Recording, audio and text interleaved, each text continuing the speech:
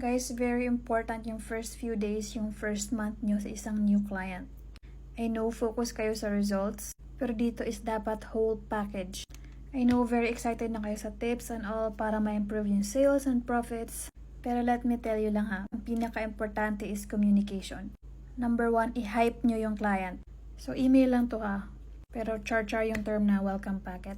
Basically sa email na to, sabihin mo what to expect, tapos yung mga kailangan mo sa kanya para mag-succeed yung project, yung margin sheet.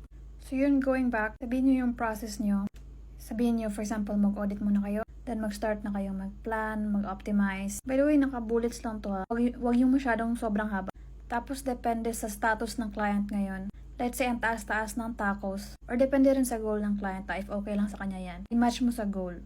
Tapos tanungin mo lang siya ng any notes na dapat mong malaman about sa product. Kasi yan sila, nag-research yan. And I'm sure marami yan silang na-notice. Likely marami na siyang na-share sa'yo during sa discovery call nyo. Pero try asking again lang.